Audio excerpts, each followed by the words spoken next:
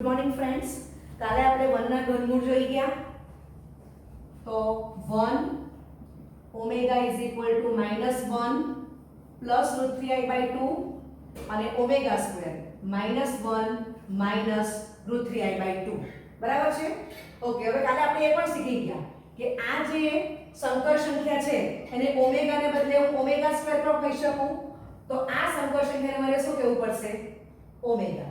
બીજું આપણે જોયું કે આ સંકર સંખ્યા આ છે કે ઓમેગા લખ્યું એમાં √3i ની આગળ પ્લસ છે અને ઓમેગા સ્ક્વેર માં √3i ની આગળ માઈનસ છે.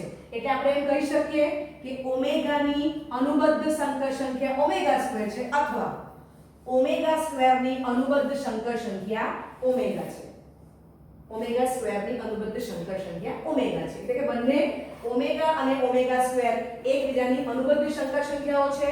બીજું આપણે કાલે એ જોઈ ગયા કે માનાંકમાં ઓમેગા ઇઝ ઇક્વલ ટુ માનાંકમાં ઓમેગા સ્ક્વેર, તો એ 1 જ થવાનું છે. અને તમને એ પણ ખબર છે કે હવે હું આમ લખી શકું કે ઇઝ ઇક્વલ ટુ માનાંકમાં ઓમેગા 12 ઇઝ ઇક્વલ ટુ માનાંકમાં ઓમેગા સ્ક્વેર નો 12. એ બધા માનાંક સરખા થવાના છે. હવે તમે અભ્યાસ કરશો તો 1 ના 3 ઘનમૂળ છે, પણ એમાં આ 1 કેવો છે? તો કે વાસ્તવિક બીજ છે.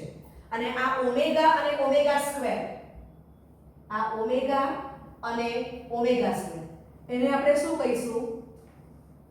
અવાસ્તવિક. તમને ખ્યાલ જ છે કે સંકર સંખ્યા છે એટલે વાસ્તવિકમાં નથી આવવાની, ઇટ મીન્સ કે અવાસ્તવિક અથવા તો એટલે આપણે કાલ્પનિક બીજ એમ નામ આપેલું છે. ચાલો બીજું આપણે શું શીખી ગયા? તો કે 3 જે ઘનમૂળો છે એનો ગુણાકાર 1.omega square is equal to omega cube is equal to 1 જોઈ ગયા, રાઈટ? અથવા simple omega into omega square omega cube is equal to 1 જોઈ ગયા. બીજું આપણે શું જોયું?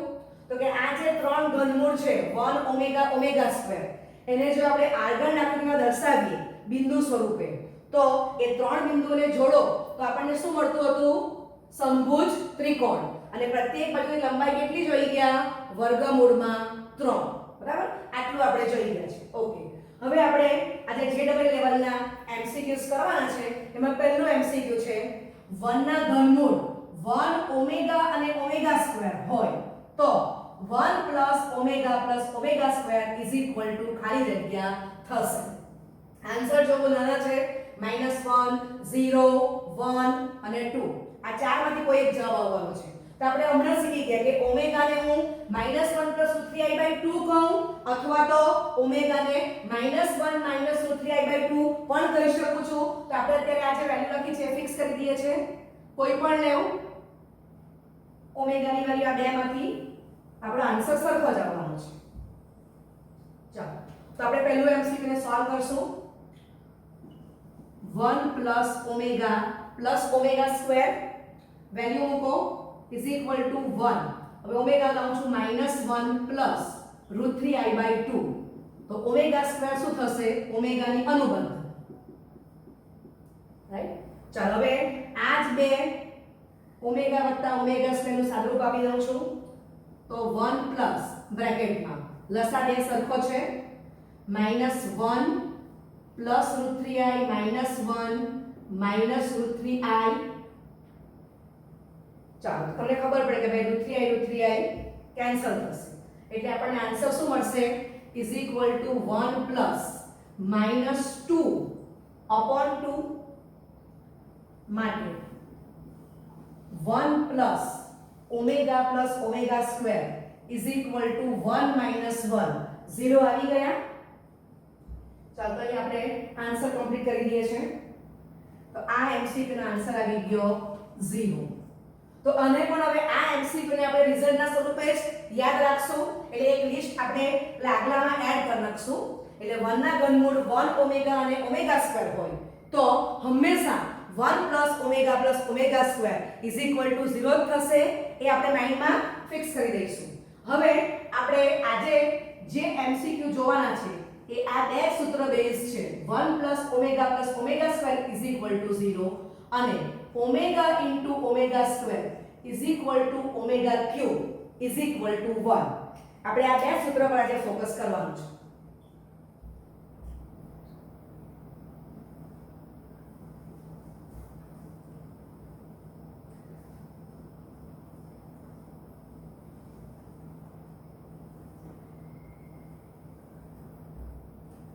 ચાલો હવે બીજું એમસીક્યુ.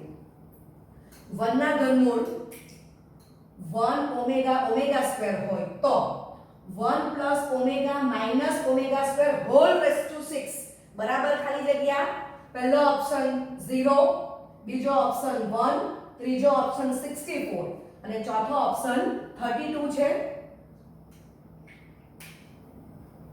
ચાલો તો 1 ના ઘનમૂળ 1 પ્લસ ઓમેગા સ્ક્વેર આપેલું છે એટલે આપણને એટલી સમજણ તો પડી ગઈ કે આ રિઝલ્ટનો ઉપયોગ આવવાનો છે 1 plus omega square is equal two 0 કારણ કે જે આપણે વેલ્યુ શોધવાની છે એમાં ટર્મ્સ કઈ આપેલી છે 1 plus omega minus omega square whole raise to 6 એટલે મને ખ્યાલ આવે છે કે મારે આ સૂત્રનો ઉપયોગ આવવાનો છે.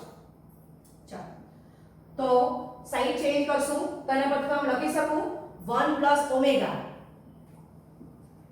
તો એની વેલ્યુ માઇનસ ઓમેગા સ્ક્વેર થશે minus omega square whole raise to 6 તો આનું સ્વરૂપ આવશે -2 times omega square whole raise to 6.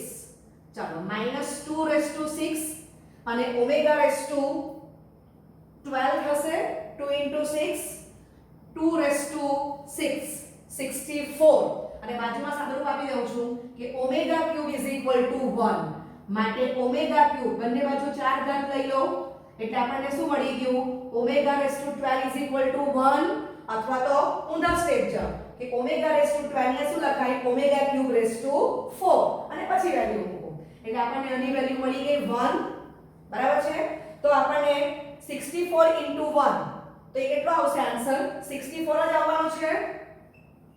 ચાલો આનો જવાબ મળી ગયો આપણને ઓપ્શન સી આન્સર આવશે 64.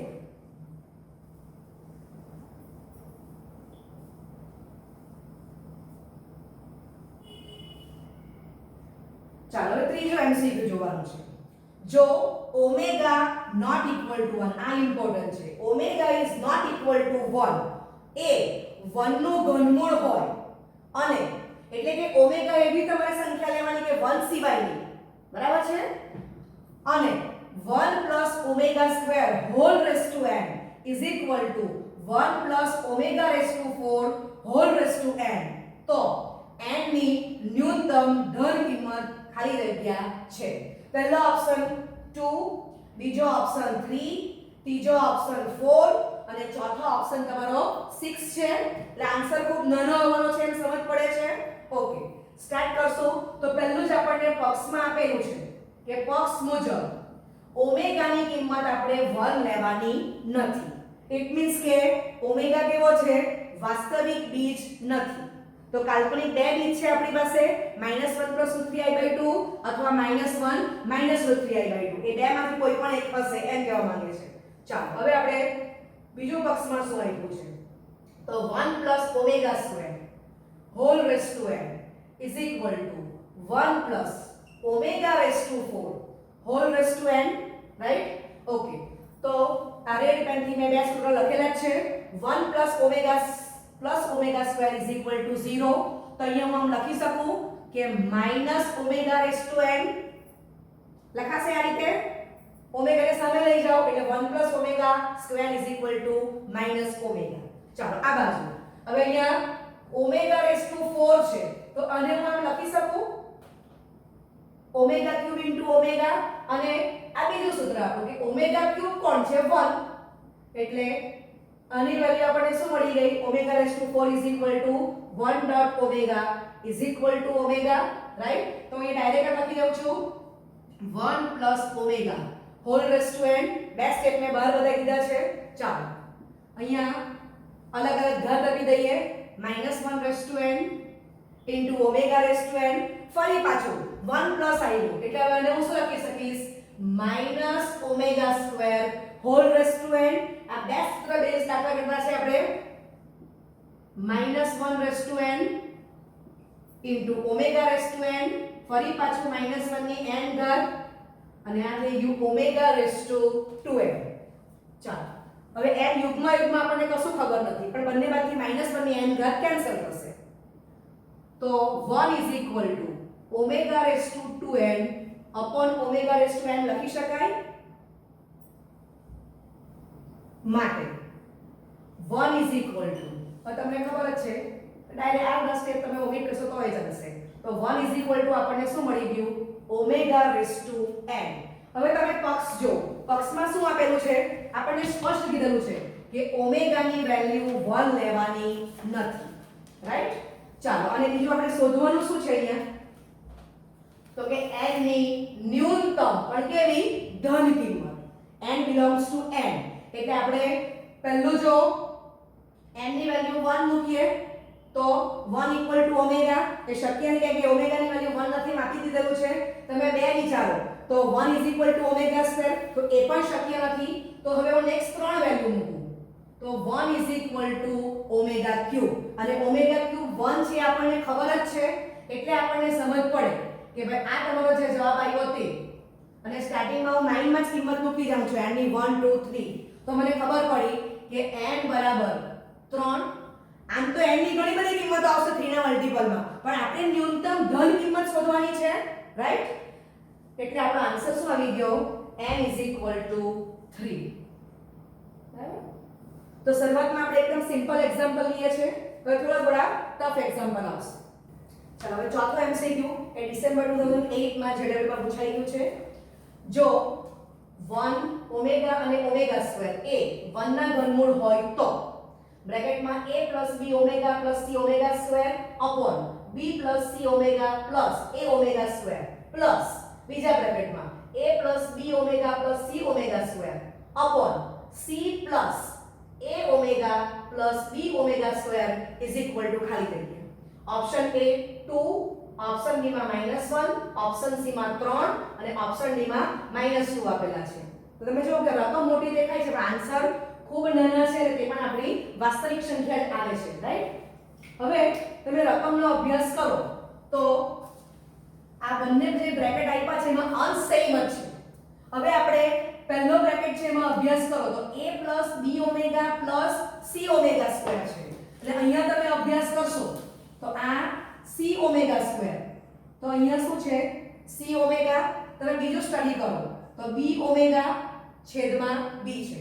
ઓકે, બીજા બ્રેકેટનો સ્ટડી કરીએ તો છેદમાં જો c છે અને અંશમાં શું છે? c omega square. બરાબર છે? ઓકે, તો હું આટલા પર ફોકસ કરું છું. આપણી પાસે બે સૂત્ર છે કે 1 ઓમેગા સ્ક્વેર 0 અને omega into omega square omega cube is equal to 1.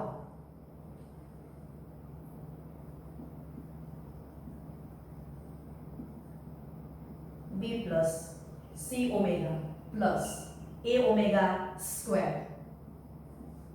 a b omega c omega square આખાના છેદમાં c a omega b omega square. ચાલો અહીંથી આપણે ફોકસ કર્યું છે, એટલે મારા માઇન્ડમાં શું રાખવાનું છે કે અંશ અને છેદ સરખા આવી જાય, તો એવું પ્રયત્ન કરું છું. તો અહીંયા c ઓમેગા સ્ક્વેર છે, છેદમાં c ઓમેગા છે, અંશમાં b ઓમેગા છે, છેદમાં b છે, એટલે આ જે ટર્મ્સ છે એને હું શું કરું છું? ઓમેગા એ ગુણાકાર અને ઓમેગા એ ભાગાકાર. બરાબર છે? ઓકે, આ બાજુ ફોકસ કરો બીજા બ્રેકેટમાં, તો અંશમાં c ઓમેગા સ્ક્વેર છે એટલે છેદમાં c છે, એટલે અહીંયા હું આમ કરી શકું કે ઓમેગા સ્ક્વેર એ ગુણાકાર અને ઓમેગા સ્ક્વેર એ ભાગાકાર, રાઈટ? ઓકે, હવે અત્યારે આપણે અંશમાં એમને જ રાખશું કારણ કે મારો પ્રયત્ન શું છે? બંને બ્રેકેટમાં જે અંશ છે, જે ટર્મ્સ અંશમાંની એ જ મારે છેદમાં લાવવી છે. આ મારું મેઇન લોજિક છે. છેદમાં b omega c omega square a omega cube. અહીંયા પણ આપણે અંશમાં ટર્મ્સ n ને એમ જ રાખશું. છેદમાં ઓમેગા સ્ક્વેર ગુણશું એટલે c ઓમેગા સ્ક્વેર વત્તા a ઓમેગા ક્યુબ વત્તા b omega raise to 4, right? ચાલો, omega a b omega c omega square આખાના છેદમાં b ઓમેગા વત્તા c ઓમેગા સ્ક્વેર અને આ ઓમેગા ક્યુબ ની વેલ્યુ આપણે 1 મૂકી દઈશું એટલે a into 1 રાઈટ. તો તમે પહેલો બ્રેકેટ જો કે બધી ટર્મ સરખી આવી ગઈ a plus b omega plus c omega square.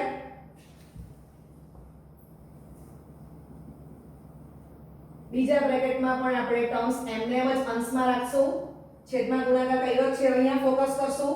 Omega cube એટલે 1 છે અને ઓમેગા રેઝ ટુ 4 ને શું કહેવાશે ઓમેગા ક્યુબ ઇન્ટુ ઓમેગા એટલે 1 ઇન્ટુ ઓમેગા ઓમેગા. આટલા એક્ઝામ્પલમાં જ આવી ગયું છે. ઓકે, તે વેલ્યુ અહીંયા મૂકી દઉં છું એટલે c ઓમેગા સ્ક્વેર વત્તા a ઇન્ટુ 1 વત્તા b ઓમેગા. હવે તમે અહીંયા સ્ટડી કરો તો a તો છેદમાં a ઉપર b ઓમેગા તો છેદમાં b ઓમેગા. અંશમાં c ઓમેગા સ્ક્વેર છે બ્રેકેટમાં તો છેદમાં પણ છે જ એટલે અંશ અને છેદ કેવા આવી ગયા સરખા આવી ગયા. હવે બંનેમાં હું એટલું કોમન આપી દઉં કે છેદ ઇઝ નોટ ઇક્વલ ટુ 0 તો મને સિમ્પલ શું મળી ગયું ઓમેગા વત્તા ઓમેગા સ્ક્વેર રાઈટ. હવે આપણું ફરી પાછું આ સૂત્ર તો ઓમેગા વત્તા ઓમેગા સ્ક્વેર ને શું કહેવાશે -1. તો આપણો આન્સર આવી ગયો.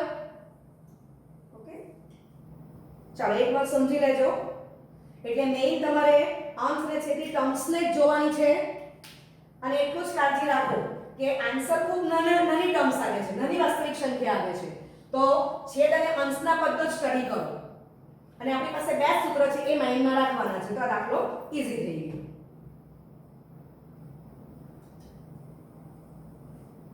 ઓકે, જોઈ ગયું. ચલો પાંચમો એમસીક્યુ તમે જાતે વાંચીને વિચારો કે પાંચમા એમસીક્યુ માં શું કરી શકાય. હિન્ટ તમને મેં ઓલરેડી આપી છે કે આ બે સૂત્રની એપ્લિકેશન કરવાની છે.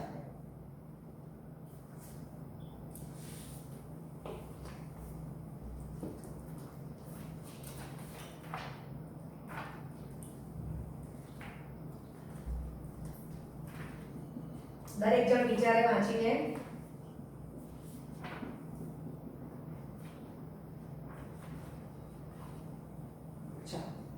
ઓકે. તો અહીંયા પહેલું જ મોર્નિંગ માં વાંચી શકું આ બ્રેકેટમાં ફરી પાછું અને આ ટર્મ સાથે વાંચી લઉં અને આને સાથે વાંચી લઉં તો આપણું આ સૂત્ર તો 1 પ્લસ ઓમેગા સ્ક્વેર ને શું કહેવાશે માઈનસ ઓમેગા રાઈટ. અને આ બાજુ 1 પ્લસ ઓમેગા ને શું કહેવાશે માઈનસ ઓમેગા સ્ક્વેર. ઓકે, બરાબર છે. હવે આ બ્રેકેટ આખો કમ્પ્લીટ કરીએ તો માઈનસ ઓમેગા વેલ્યુ આવી ગઈ plus 2 omega whole raise to 3n minus બ્રેકેટમાં 1 પ્લસ ઓમેગા ની value minus omega square plus 2 omega square whole raise to 3n. ચાલો 2 ઓમેગા માંથી ઓમેગા 1 ઓમેગા જશે omega omega raise to 3n minus અહીંયા પણ 2 omega square માંથી 1 omega square જશે એટલે omega square whole raise to 3n. હવે આને હું આમ લખી શકું છું omega cube raise to n અને આ થઈ ગયું ઓમેગા રેઝ ટુ 6n તો 6n ને હું આમ લખી શકું omega cube whole raise to 2n એટલે ટર્મ્સ શું થઈ ગઈ omega cube raise to n minus omega cube raise to 2n. હવે આપણી પાસે રિઝલ્ટ છે જ કે omega cube is equal to 1 raise to n 1 raise to 2n 1 ની કોઈ પણ ઘાત જવાબ 1 જ આવવાનો છે 1 માઈનસ 1 તો આન્સર શું આવી ગયો 0. બરાબર છે. એટલે સરવાળો હોય તો તમારે આ સૂત્ર માઇન્ડમાં રાખવાનું છે 1 plus omega square is equal two 0. કોઈ પણ બે ટર્મ્સ નો સરવાળો આપ્યો એટલે આ સૂત્ર આવશે એમ ખ્યાલ આવી જાય. અને બીજું ઓમેગા ની ઘાત 3 કે 3 કરતા વધારે આપી હોય તો આપણું મેઈન લોજિક શું રહેશે ઓમેગા ક્યુબ કે ઓમેગા ક્યુબ ના મલ્ટીપલમાં એને એડજસ્ટ કરવું કે જેથી આપણે ઓમેગા ક્યુબ 1 એ પ્રમાણે વેલ્યુ સબસ્ટિટ્યુટ કરી શકીએ.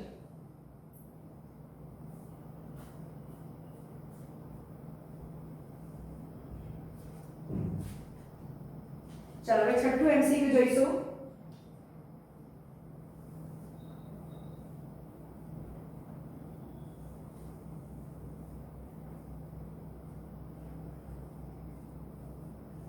જો omega not is equal to 1 એ 1 નું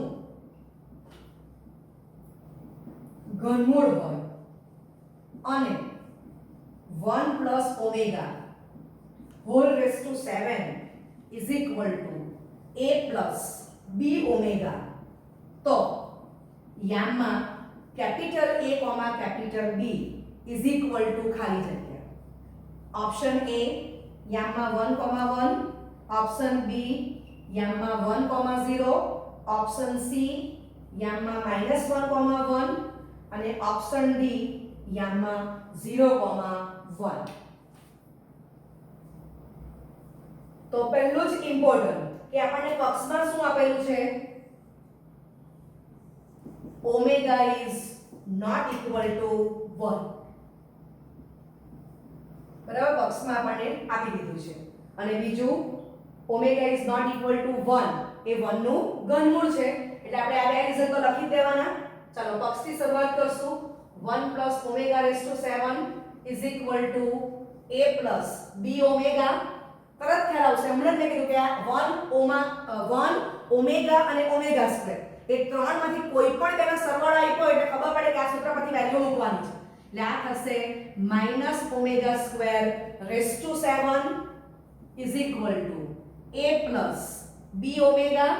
ચાલો અલગ અલગ ઘાત આપશું -1 ની 7 ઘાત અને omega raised to 2 into 7 એટલે omega raised to 14. ઓકે હમણાં જ આપણે વાત કરી કે ઓમેગા ક્યુબ ના મલ્ટીપલમાં આપણે એડજસ્ટ કરવાનું તો આપણે ઓમેગા raised to 14 ને શું લખી શકીએ omega raised to 12 into omega square અને આને કહેવાશે ઓમેગા ક્યુબ raised to 4 બરાબર ઓમેગા 12 ને એટલે 1 raised to 4 into omega square. બરાબર છે આ તમે સ્ટેપ બધા વધારાના છે ડાયરેક્ટ પણ માઇન્ડમાં વિચારી શકો છો ડાયરેક્ટ પણ લખી શકાશે એટલે -1 ની અયુગ્મ ઘાત -1 અને અનુસાદરૂપ શું આવી ગયું ઓમેગા સ્ક્વેર. બરાબર છે પણ હવે આપણે બંને બાજુ સરખાવવાનું છે તો ડાબી બાજુ -omega સ્ક્વેર છે અને જમણી બાજુ તો ઓમેગા છે સ્વરૂપ a b ઓમેગા સ્વરૂપ છે તો ફરી પાછું રિઝલ્ટનો ઉપયોગ કરશું તો 1 plus omega is equal to minus omega square તો minus omega square ની કિંમત મૂકી દઈએ 1 plus omega is equal to a plus b omega. બરાબર આ લખાણનો ક્લાસ અહીંથી અટકી શકો તો એટલું માઇન્ડમાં રાખવાનું છે કે એક બાજુ ઓમેગા સ્ક્વેર છે અને બીજી બાજુ ઓમેગા નું ફોર્મ છે તો સજાતીય પદ હોય તો તમે કમ્પેર કરી શકશો. ઓકે હવે બંને બાજુ સરખાવી દઈએ તો a is equal to 1 અને ઓમેગા નો સહગુણક અને હું into 1 વાંચી શકું છું એટલે 1 is equal to b. ચાલો હવે ખાસ અગત્યનું આપણને કયું સ્વરૂપ પૂછેલું છે યામ પૂછેલા છે તો યામમાં a, b is equal to 1, 1 તો આપણો આન્સર કમ્પ્લીટ થઈ ગયો. Okay thank you.